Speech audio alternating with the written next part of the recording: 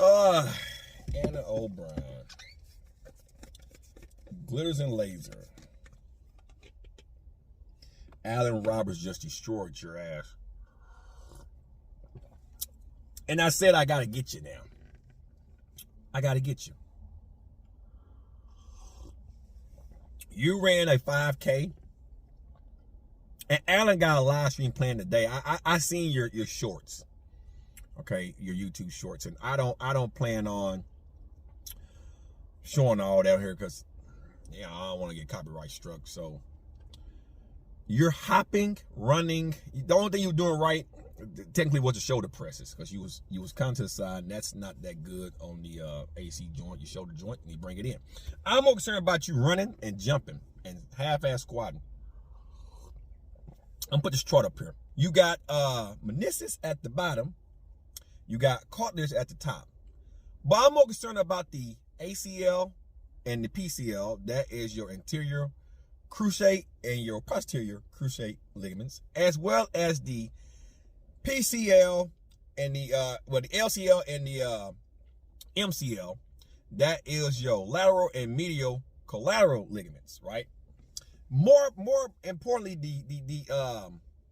the MCL, I'm very concerned with because you have knee valgus. Your knees tend to track in, right? And I'm actually kind of concerned about your posterior cruciate ligament. Well, why is that? Well, the anterior cruciate ligament and the posterior cruciate ligament, okay?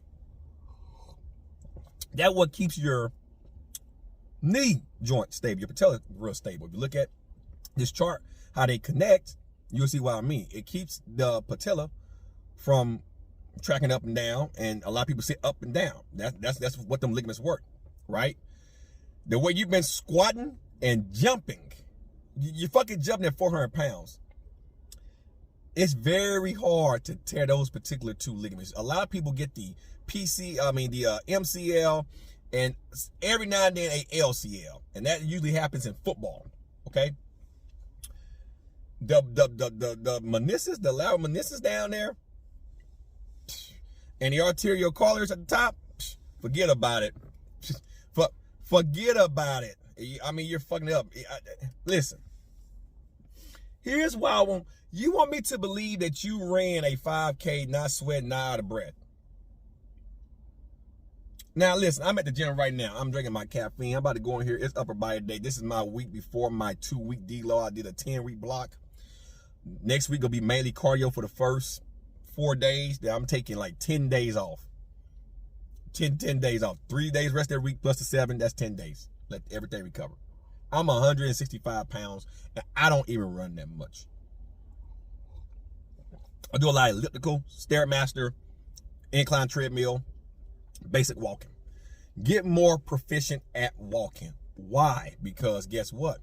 Walking is longevity, right? Before transportation, people walked every fucking where.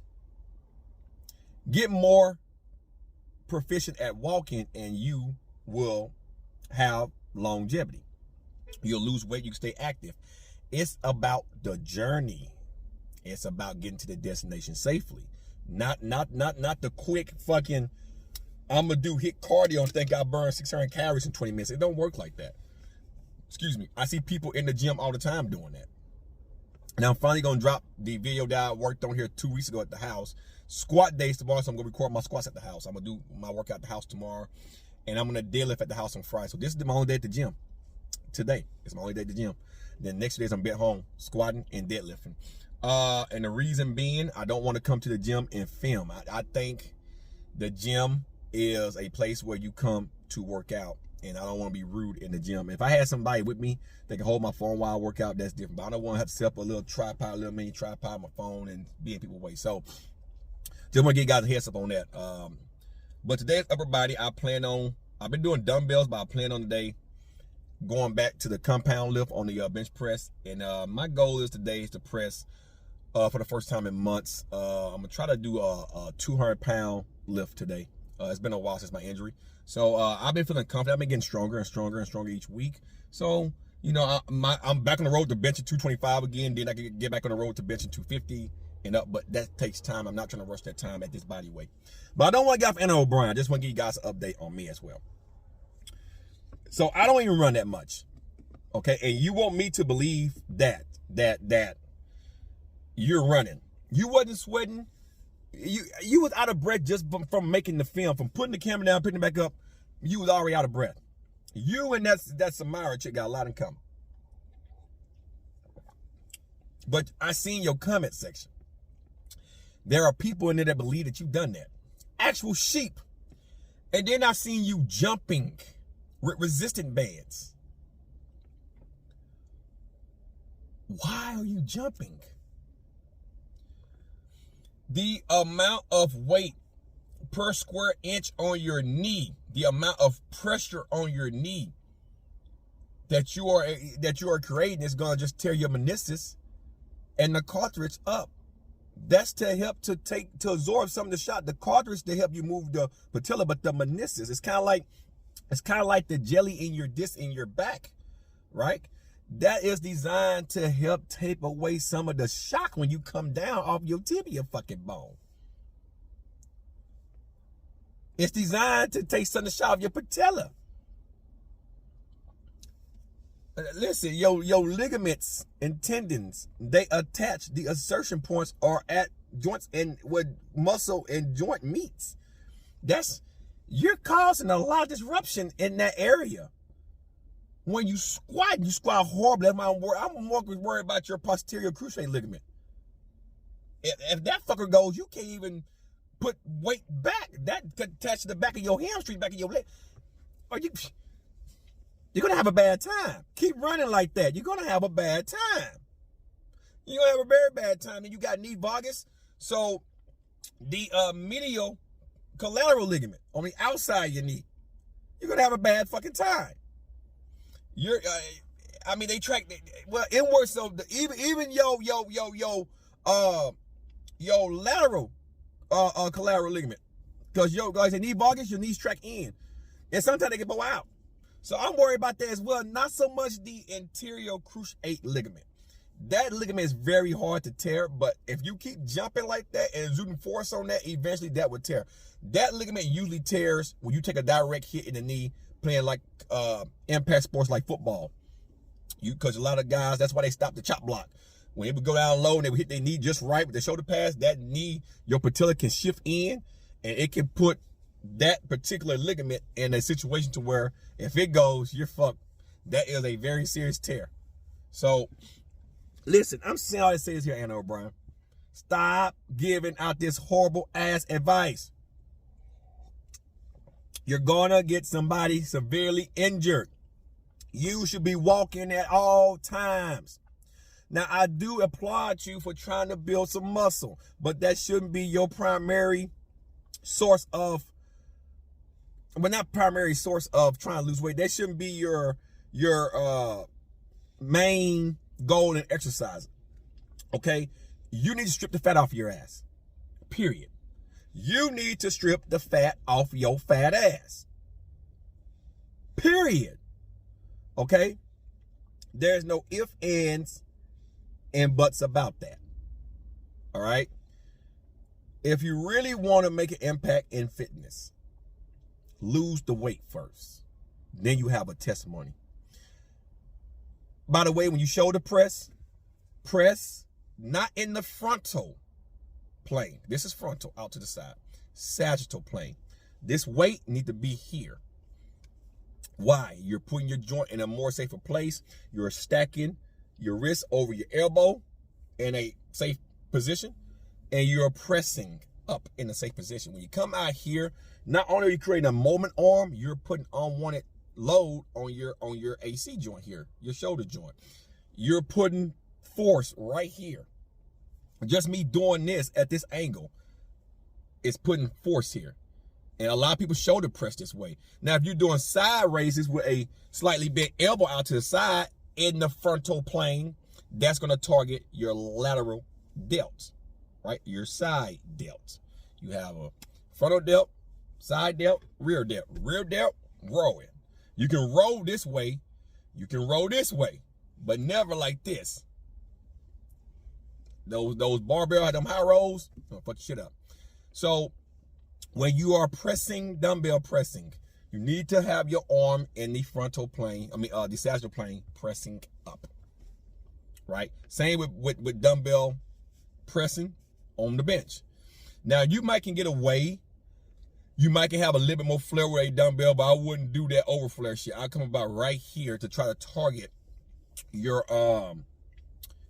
clavicular head of your pec, your upper part of your pec that attached to your clavicular head here, right on the bone, your clavicular head, to build that. But there are ways of building that without having to put your elbows high. You can just do flies with a machine or with a cable, or you can come at it from a reverse bench press. You're activating. As a matter of fact, decline pressing will hit this. Dips will hit this better.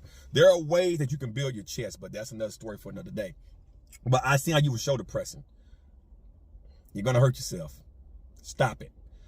Putting on some muscle is good. It will raise your BMR because muscle is metabolically active. So you'll burn more calories at rest and doing activity because that's how muscle work.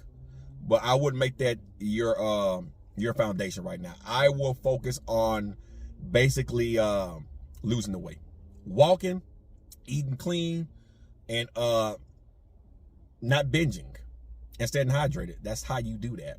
But I can't wait for Alan to torch your ass. I just had to come in and give my 2 cents because it's not good. That's horrible advice. Now I know on that little skit you did when you ran, right? That little tidbit you had in that short, we know that was a one scene in and out. And I bet you was tired.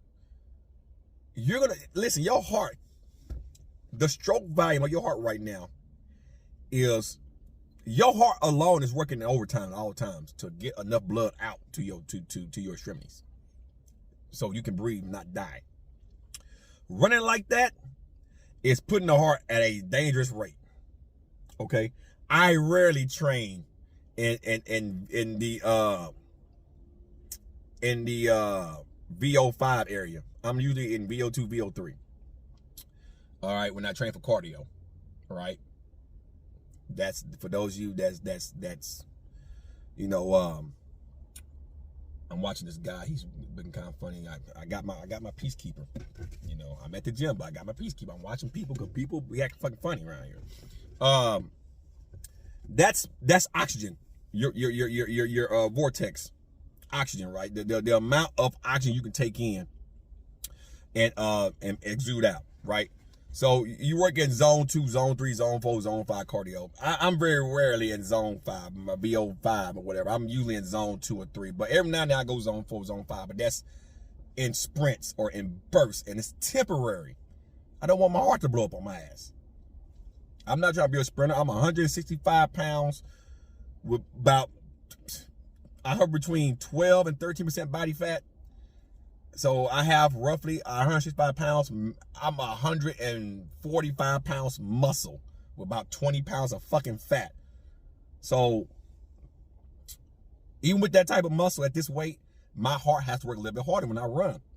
My resting rate is good, but you don't want to sprint. Now, if I was like 120 pounds lean, hardly no muscle on my motherfucking frame, the heart don't have to work that hard. That's why too much muscle and too much fat's a bad thing. However, my resting heart rate's good. It always hover between 50 and 60 at rest. Sometimes low 50s. Activity, my heart is very good at being around 100 to 120 with activity. And on cardio, it hovers between 120 and 130. And then when I want to take it up, it gets around 140 to 160.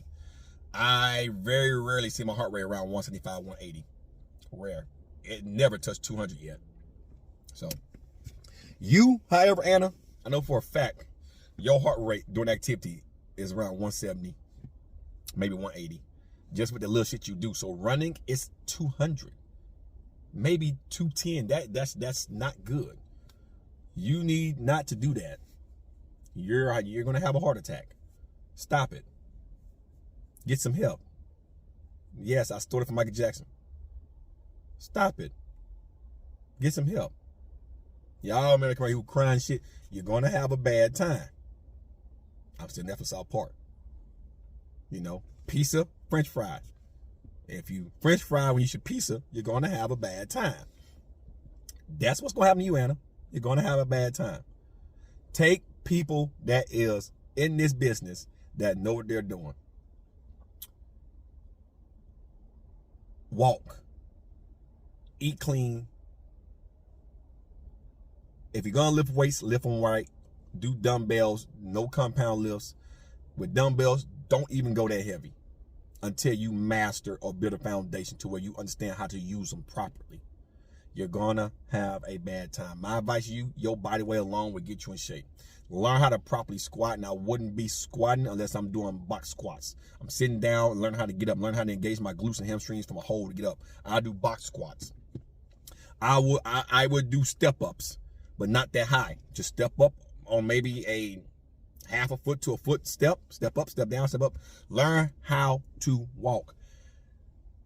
Do farmer's walks. Learn how to make your stability muscle. You can fix your walking gait. I'm trying to help your ass out. I'm being for real. For real. Anyway, about to go clang and bang. Caffeine's getting into my system now. It's 8:23, so I gotta get my workout in. Hope you guys have a good one. I am out, everyone. Peace.